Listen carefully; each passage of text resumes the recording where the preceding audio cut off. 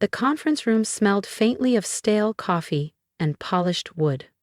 My brothers, Ethan, Oliver, and James, were already there when I walked in, each perched around the sleek glass table, eyes flicking from their watches to the door like they had somewhere more important to be.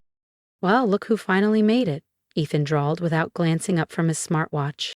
"Some of us have meetings that actually pay," Oliver added, tapping away on his tablet. I slipped into the last empty chair, ignoring the barbs. At 29, I was the youngest and the only one who'd stayed in Portland to look after Dad in his last years. I was used to being their favorite punchline. "Indie game designer," they'd scoff. "Dad's little charity case." Across the table, Mr. Hawthorne, Dad's attorney, cleared his throat. "Now that everyone's present, we can proceed," he said, opening a slim silver briefcase. "Your father, Professor Richard Ellis, left very precise instructions regarding his estate." "Finally," James muttered. "Maybe we can offload that old house and split the cash like normal people."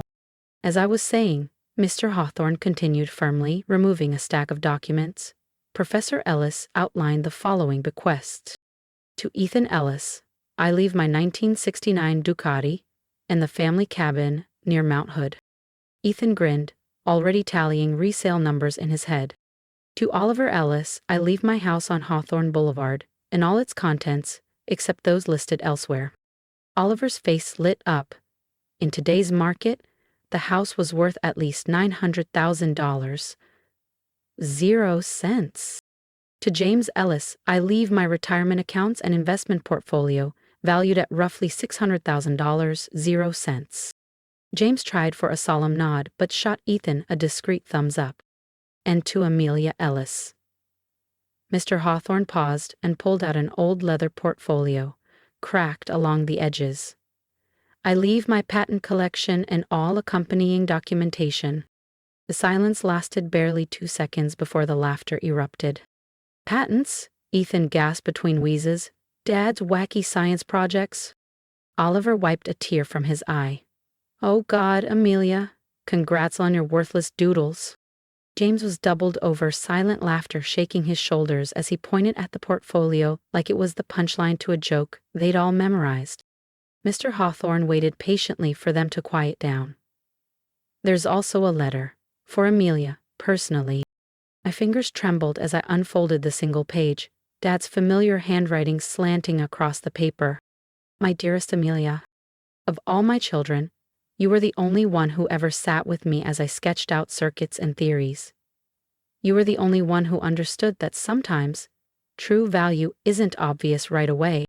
These patents are the result of 40 years of research into advanced haptic technologies and immersive interface design. Many dismissed them as impractical, but you, my dreamer, believed in what others couldn't see." I blinked back sudden tears as the voices around the table faded into a dull hum. Because in that moment, I realized Dad hadn't left me nothing. He'd left me everything. "You always have. Be patient. The world has a way of catching up to ideas that were ahead of their time. Love, Dad." I stared at Dad's signature, my eyes prickling. Slowly, I glanced down at the first page of the portfolio. "Patent, no. 6,142,207. I had a feeling about that one," I murmured under my breath. "Haptic interfaces?" Ethan snorted, still half laughing as he leaned back in his chair. He spent the entire 90s trying to sell companies on people wanting to feel their screens. Total waste. "While we were busting our asses in college, he was tinkering in his workshop," Oliver chimed in. "Now Amelia gets to inherit all his useless blueprints. Honestly, perfect match." I hugged the folder tighter against my chest. "Dad poured decades into this work," I shot back, my voice sharper than I meant it to be. "And what did it get him?" James said, shaking his head. "A professor's salary and a garage full of junk no one wanted. Let's face it, Leah, you got the consolation prize." They left soon after, eager to chase their new windfalls. Ethan peeled out of the parking lot on Dad's vintage Ducati. Oliver was already calling a realtor about the Hawthorne Boulevard house. James paced around the sidewalk, phone pressed to his ear, mumbling to financial advisors. I sat behind the wheel of my battered Subaru, the leather folder heavy on my lap. Eventually, I drove back to my apartment in the Buckman neighborhood, Portland's neon signs flashing by my window like silent taunts. Later that night, I spread the contents of the folder across my living room floor. Dozens of patents, each page thick with diagrams and technical jargon, haptic feedback systems, pressure-sensitive panels, multi-touch gesture recognition, words I barely grasped, yet familiar from Dad's late-night lectures over cups of mint tea. Patent No. 6,142,207. Method and apparatus for providing tactile feedback in touch-sensitive devices. Filed in 1997. Granted in 1999. Dad hadn't just filed patents, he'd kept every rejection letter too. Letters from giants like Nokia, Palm, IBM. Technology not commercially viable. No consumer market for tactile screens. Users prefer physical buttons. Each letter dated years before smartphones, before tablets, before touchscreens became the center of the universe. Days turned into 2 weeks. I read technical specifications, watched tutorial videos, and Googled terms like haptic actuators and capacitive touch grids until my eyes blurred. Then my phone rang. Unknown number. Hello? Zealous? A crisp voice said. This is Rebecca Chan from the legal department at Apple Inc. I'm hoping you have a few moments to discuss your late father's patent portfolio. My pulse slammed into my throat. Apple? As in Apple? Yes, ma'am. We've been conducting a review of historical patents related to our current technologies. It appears several of your father's filings might cover innovations we're actively utilizing. The folder slipped from my fingers, papers scattering over the floor like white leaves. In that moment, I heard Dad's voice again in my head. Be patient. The world has a way of catching up. If you've ever believed in dreams others called worthless, stay with me and hit subscribe, because what happened after Apple called changed everything I thought I knew about my father and about myself. Specifically, patent No. 6,142,207. My legs buckled, and I collapsed onto my thrift store couch, the leather folder sliding from my fingers. The haptic feedback patent, I whispered. Yes, Rebecca Chan confirmed. Among others. Ms. Ellis, our initial review indicates Apple has been utilizing technologies described in at least 12 of Professor Ellis's patents for roughly the past decade. We'd like to discuss a licensing agreement. My mind struggled to catch up. Retroactively? I croaked. Correct. I swallowed hard. I'm not a lawyer. I'm a game designer. I just inherited these. I understand, Rebecca said gently. May I strongly suggest that you retain legal counsel? This is a significant matter. Our preliminary calculations for retroactive licensing fees are considerable. How considerable? Miss Ellis, I can't provide exact figures outside formal negotiations, but given the extent of usage across multiple Apple product lines over the past 10 years, we're prepared to begin discussions in the neighborhood of $15 million. My phone wobbled in my trembling hand. 15 million? Only 1 million as a starting point. The phone slipped from my fingers and clattered onto the hardwood floor. I stared at it like it had spoken in tongues. The next day, I hired a patent attorney. David Chen, son of one of Dad's former colleagues, came highly recommended. He nearly spilled his coffee all over his suit when he flipped through Dad's patents. Amelia, he said, eyes wide as he scanned page after page. Your father was a genius. These patents, they're foundational. Not just Apple, Samsung, Google, Microsoft. Basically every company manufacturing touchscreen devices could be using his technology. But they all turned him down 20 years ago, I murmured. David shook his head. Because they couldn't see the future. Your father could. He patented solutions before the problems even existed. He was too far ahead of his time. The negotiations stretched into months. Apple was only the beginning. Once word spread that Professor Richard Ellis's patents were being enforced, the floodgates opened. One by one, every major tech corporation came knocking. They'd all buried versions of Dad's innovations deep in their devices, assuming the patents were forgotten relics. David worked magic. He didn't just secure lump sum settlements, he structured ongoing royalties. Every smartphone, every tablet, every touchscreen product featuring haptic feedback or multi-touch gestures would generate income for me going forward. Your father didn't just leave you patents, David said quietly one evening, closing the final contract binder. He left you a piece of every touchscreen device sold for the next decade. The numbers were staggering. Retroactive licensing fees totaled nearly $200 million across all the companies. The projected royalties were even higher. Life-changing sums I struggled to wrap my head around. One evening, I sat in my Buckman apartment, staring blankly at my online bank balance, trying to absorb how many zeros it now contained, when my phone rang. Ethan's name lit up the screen. "Hey Leah," he said, voice oddly casual. Weird question, but have you heard from any tech companies about Dad's old papers?" Ethan's voice was casual, but I could hear the strain underneath. "Why?" I kept my voice carefully neutral. "Some lawyer called me," he continued, a little too quickly, asking about patent transfers. Said there might be value in Dad's research. I pressed my lips together. "I told him you ended up with all that junk," Ethan said. "But if there's money involved, we should split it. I mean, family is family, right?" I let out a short laugh. What happened to calling them my useless blueprints? "Come on, Leah. Don't be like that." I could almost see him rolling his eyes through the phone. "We all know Dad would want us to share everything equally. Like how you shared the Ducati, the house, and the bank accounts," I shot back. "That's different," Ethan argued. "Those were specifically left to us. And the patents were specifically left to me," I said flatly. "But you don't even understand all that technical stuff," he sputtered. "Look, if there's a few $1,000s in it, you should share. We're family." "A few thousand?" I couldn't help it.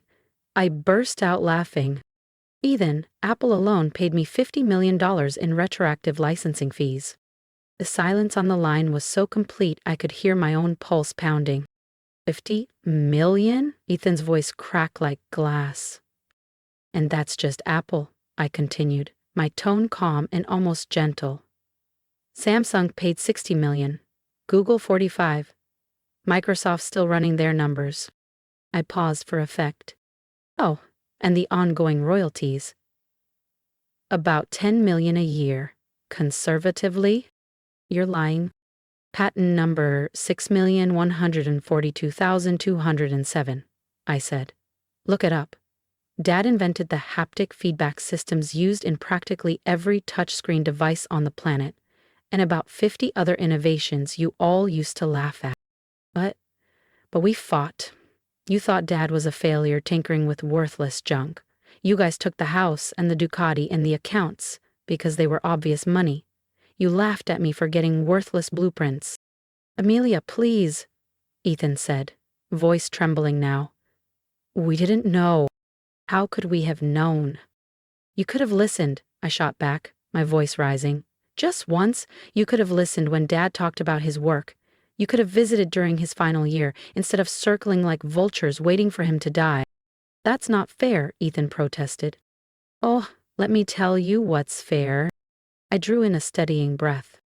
Dad spent 40 years getting rejected, ignored, and mocked. He kept working because he believed in his ideas. He left those ideas to the only person who believed in him. "That's fair." "We'll contest the will," Ethan threatened. "Go ahead," I said, my voice ice cold. "I have excellent lawyers now. They'd love to discuss how you three divided up everything of obvious value and left me with the so-called worthless junk. There's very clear evidence that you all got exactly what you wanted." The call ended with Ethan shouting about fairness and family. Before long, Oliver and James were bombarding my phone too, first with threats, then with teary apologies. But Mr. Hawthorne had been clear. The will was ironclad. They'd claimed the obvious prizes. I'd made a gamble on belief. I bought a house in Southeast Portland with my first royalty check. Nothing lavish, Dad would have hated anything flashy. But it has a wide, sunlit garage that I converted into a proper workshop, with tools and equipment Dad could only have dreamed about during his late-night tinkering. The second check went toward founding the Professor Richard Ellis Innovation Grant, dedicated to supporting unconventional inventors, people working on ideas everyone else dismisses as impossible. Dad would have loved that. My brothers still text me sometimes. Ethan had to sell the Ducati after his startup collapsed under debt. Oliver lost the Hawthorne Boulevard house in his messy divorce. James's sure-thing investments vanished in a market downturn. Their messages always begin casually. Updates about their kids, memories of Dad, but sooner or later they shift into hints about money, college funds, mortgage payments, family obligations. I usually just remind them about my useless blueprints. The workshop has become my sanctuary. It smells faintly of machine oil and sawdust, full of quiet potential. I'm slowly learning to decipher Dad's work. His neat, cramped handwriting filling shelf after shelf of battered notebooks. Not just the patents, but ideas he never filed, half-finished concepts and inventions he'd only begun to explore, dreams still waiting for their moment. Sometimes I stand there with my fingers resting on the cool metal of one of Dad's old prototypes and imagine him beside me, eyes sparkling, launching into explanations about pressure sensors, layered touch grids, and feedback loops. He never got to see his vindication, never lived to witness a world that would one day carry his innovations in the palms of their hands. If he'd known something would come of it, enough to leave his life's work to the one person who might be patient enough to wait for the world to catch up. Enjoy your stupid papers, they'd laughed. I do, every single day. With every smartphone sold, with every royalty payment that lands in my account, with every quirky inventor whose grant application I sign. I enjoy them more than I can say. Turns out, the only truly stupid thing was assuming value is always visible on the surface. Dad knew better.